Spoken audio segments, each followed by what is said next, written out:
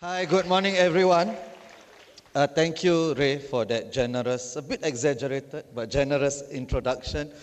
If you need to stand up or need to stretch, need to go to the toilet because it's freezing, please go ahead. So I'm sure you are as excited as I am for yet another talk this morning. So I will try my best to keep it short. I think Prof. Cha's one was the most important one. Okay, so and Prof. Echo, of course. This is just the caliphate part of it. So I'm just going to talk about some things that I find important and about student life as well. I'm going to breeze through it, hopefully. I just wanted to emphasize again what SSS students should aspire to be, what we aspire as a school. So this is not just what Prof. Echo mentioned just now. This is not just some corporate thing. This is something we hope to embody in our teaching, in our students as well. So we hope that by the end of 4 years, you should be intellectually curious, you should be compassionate and empathetic towards the plight of others, and you should be socially conscious. And it is almost a crime, a student who graduates from social sciences and they are not socially conscious. And I genuinely mean that from the bottom of my heart. If you were not at all, your interest was not piqued at all by the Trump tariffs, by the end of year 4, then I think we would have done a terrible job. If you are not concerned at all about what is going on in Palestine, I think probably the social sciences professors have not done a good enough job of cultivating that in you. If the Blackpink concert, which is due on November 30th. Don't ask me how I know. In Singapore, if that interests you more than our general elections that just passed in May, then I think we would have done a terrible job as a school. So hopefully you are interested in all of this and you are socially conscious enough. It says so in our title, right? Social sciences. So we hope to embody this in our students, in our faculty, in our staff, everybody. All right, so this is what I'm going to talk about, and there's another portion as well, the student ambassadors. But really, some of it will be repetitive. I'll try to cut down on the content as much as I can. And I put this picture because butterflies are my favorite animals, but it also embodies, I think, it personifies your journey in university, or what it's supposed to be. I really think for me personally, I'm sure this is the case for many people, my undergrad years were the years in which I found myself intellectually and I developed my own character. I think the most important part of my years in my life. So those 4 years, and no years prior or after were as important in cementing myself. And I think that will be the case for the majority of you, if not all of you. So you think about how you can transition from that caterpillar to a butterfly, and you think about not just transitioning in this to year 1, and year 1 is going to be hard. Year 1, Sem 1 is going to be hard because you're adjusting, especially for the JC students. I think for the poly students, you'll transition a bit easier. But the JC students, you'll struggle a little bit with the independence and so on. But you shouldn't just think about transitioning into academic education.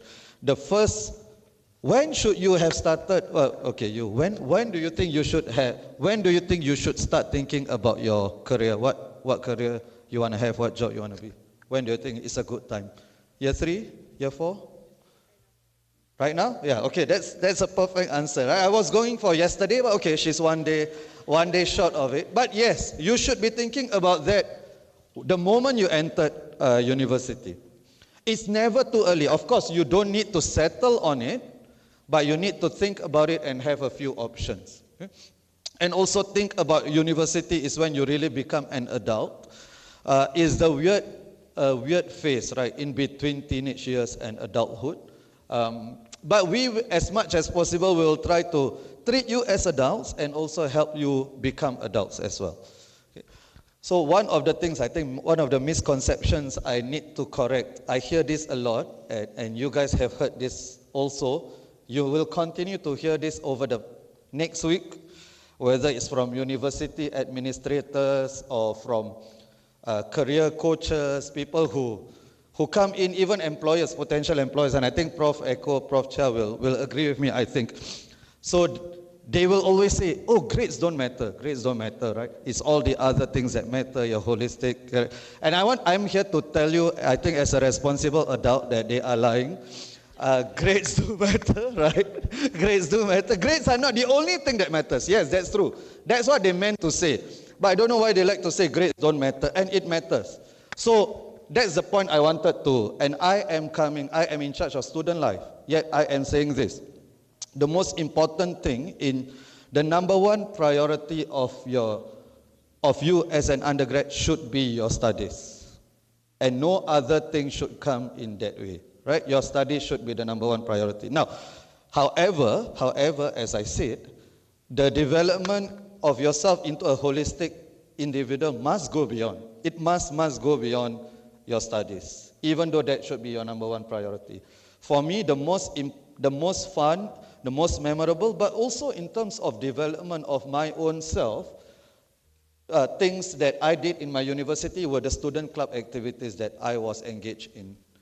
And the student club, SSS club president will be talking about it later. So I'll leave it to her. But you must balance your CCAs with your studies. Okay, don't think that studies do not matter. Now, of course, there will be some gray areas. A person who got 4.49 but was the president of Students' Union versus a person who got 4.51 but was never involved in any CCAs. For me, as an employer, I would think the former is more impressive. You are the student union president, but you got 4.49. Right? But the student union president who got 2.0 versus a person who got 4.51, I'll take the 4.51, right? So it's something like that. And this is more of an, I mean, there are gray areas, of course, but I think you get the drift, right? You get what I'm saying. So you need to balance both. Right? And we have a lot of resources for the career options in terms of internship and attachment. So CAO, Career and Attachment Office, we have somebody dedicated to SSS from there, Mr. Philip. So please meet up with them and talk to them. Okay, so this is the boring part. And you guys know this, but I just wanted to emphasize that the code of conduct, which I don't know whether you know, you had to sign, basically says that whatever happens when you are in NTU, you are subjected to the student code of conduct, right? So that includes laws of the country or of laws that you visit while on exchange, but also other things which may not be in violation of the law, but may in violation of the student code of conduct, including academic misconduct, but not limited to it. Right? So on campus, off campus. And if you do want to whistleblow or you discover something, feel free to email them. You can email me as well. You can email that particular email. I wanted to just emphasize this, because you are at a stage, because you have halls, you have all sorts of activities that occur outside the school purview. But just remember that harassment is a it's a non-negotiable offense. So whether it's physical harassment, sexual harassment, or online harassment as well, which is something that I really wanted to emphasize and really take this from me, okay? I am a person who is chronically online. I am addicted to Facebook and Instagram, and I write a lot on those channels. And you need to understand a few things. Firstly, nothing that goes online is ever fully private. Even if it's close friends, 3 friends, the moment you put it up, it will be public. And I say this because every year there will be at least 2 to 3 cases where people complain about what other students are writing, and a lot of those involve close friend stories on Instagram. So just bear that in mind. You may think, oh, not my friends. Other people's friends may do this, not my friends, but that's not how life works. Okay, so just be careful. Whatever you want to post online, you must be prepared that this will go public. And the second thing is, if you live online, If you live by the online sword, you must be prepared to die by the online blade. And this is what I mean. Okay, and this is something I hope you discover. You may not appreciate this as much, but hopefully by the end of 4 years you discover this. And a lot of us, especially in the social sciences, as I said, one of our traits, identity traits, is socially conscious. So we want our students to be socially active. But of course, people are 19, 20, 21, 22. Sometimes you go overboard, and sometimes you get a high from online support.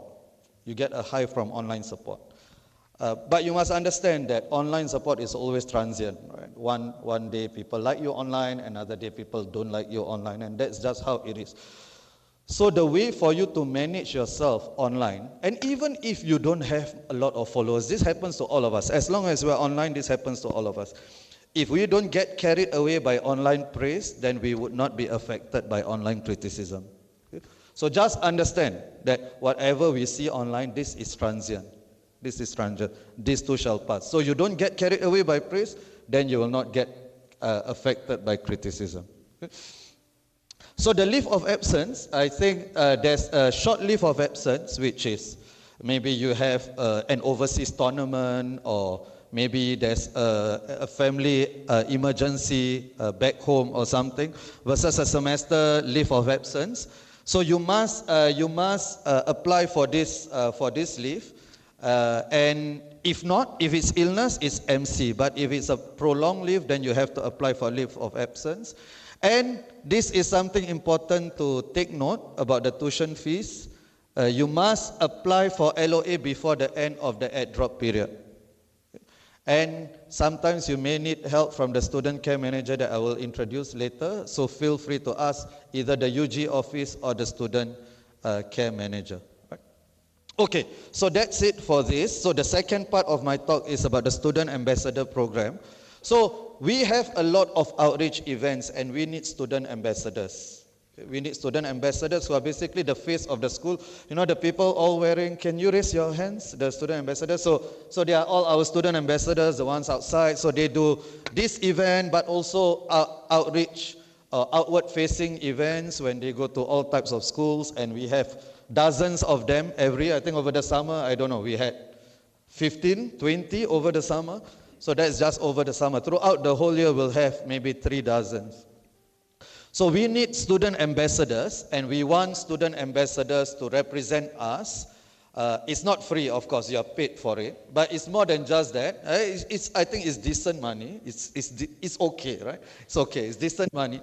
And you would get an opportunity not just to represent the school, but to learn how to speak to different types of people, to learn how to sell our school better, and I think you would also be able to know what other people are interested in, and what parents, for instance, their questions are completely different from students. And students from different schools, their questions are different. So I think it is a good opportunity, and don't worry about it taking up too much of your time, because it's up to you whether you want to be committed to one event as opposed to another. Doesn't mean you sign up, then you have to do every single event. Okay? You get to choose.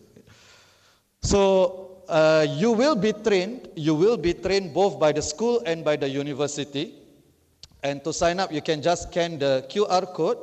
And we need a lot of student ambassadors because we have a lot of events.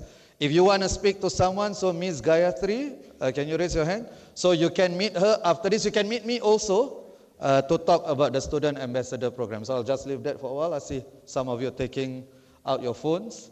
So feel free to sign up. Okay, 3, 2, 1. Okay, so, and this is something that is of concern to me, and of course to the school, to the university, right?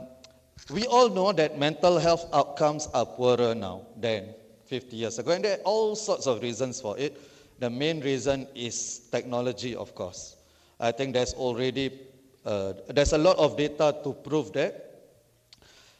If you want to know more, especially the psych students, I highly, highly recommend this book. But some of my colleagues disagree with it, but I like it. It's called The Anxious Generation by Professor Jonathan Haidt. It's almost like an episode of Black Mirror. But he wrote this book. It's a very, very good book. He's a psychology professor.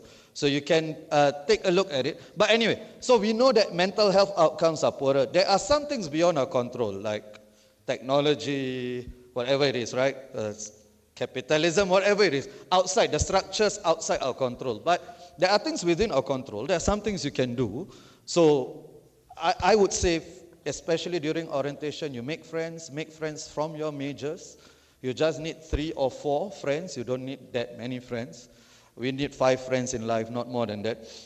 And you need these friends not just for social support, but also for academic support to help you throughout the, let's say you are exchanging notes. Let's say you are studying together, right? You get each other to proofread your essays. These are the things you can do. And of course, exercising helps.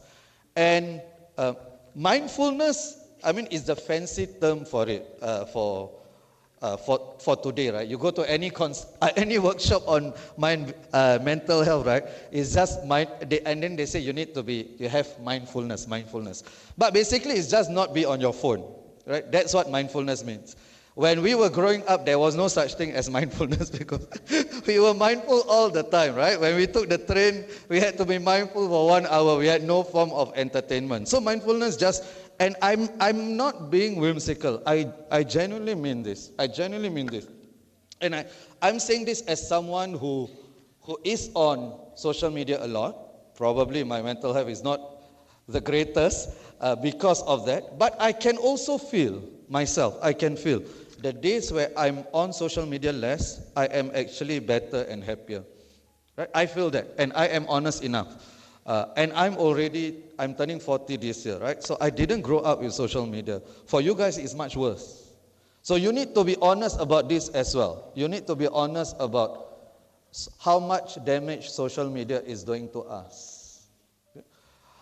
So your well-being matters. Myself, you can approach me if you need to talk about anything at all, whether it's work, personal, friendships, school stuff, relationships, parents, whatever it is.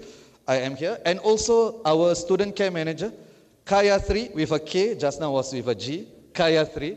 She is our student care manager, so if you need any help, feel free to ask her. You can approach the UG office, of course, and the university also has an inclusion and accessible education unit. So you can approach them as well. So the standard things our students struggle with would be academic pressure, anxiety, depression, social adjustment. And again, just now the 4 things I started with, they will not be able to mitigate all of the issues you face, but some of them you will be able to. But of course, as with everything, seek professional help if you need. All right, so this, I would say, your circle of support at NTU, your peers, the school, the UWO, the University Wellbeing Office has a good range of services, the CAO, but of course the student clubs and societies, right? They give you a sense of belonging, a sense of identity, a sense of purpose to achieve in school, outside class. Right? Okay, so this is something that Miss Kaya 3 has started, is a peer support group where you have a team of trained student volunteers, Kaya 3 and other people train them. And basically the purpose of this is to provide a safe space for emotional connection. So again, if you want to know more, Kayatri will be sending an email soon. Feel free to talk to her, but she will be sending an email about this. Okay? So the idea is not just, because some things maybe you do not want to share with the professors or even maybe with Kayatri, but you are more willing to share with each other. So that's the purpose of our peer support. Right? And so we have all sorts of activities. Just now Prof. Echo mentioned Sports Day, and that is my second favorite day of the year. Commencement is the first one, and Sports Day is the other one. And there are all sorts of, when is the lunch with Profs, Alia? It's next week or something, right? Next week or next 2 weeks, I know. It's in my calendar somewhere. So that is happening as well, but I think it's fully signed out already. So No. Oh, oh, not yet. Okay, so you are going to advertise. Okay, so you can sign up for it as well. And we have all sorts of activities where you get to know the professors and other students as well, and hopefully to make this journey a less lonely journey. All right? All right. Okay, so if you need anything, as I said, no concern is too small, and don't let it snowball. Okay? If you have an issue, let's tackle it at the start or at its root. All right, so I'll hand over to, to Ray, and I hope to see you around. Okay.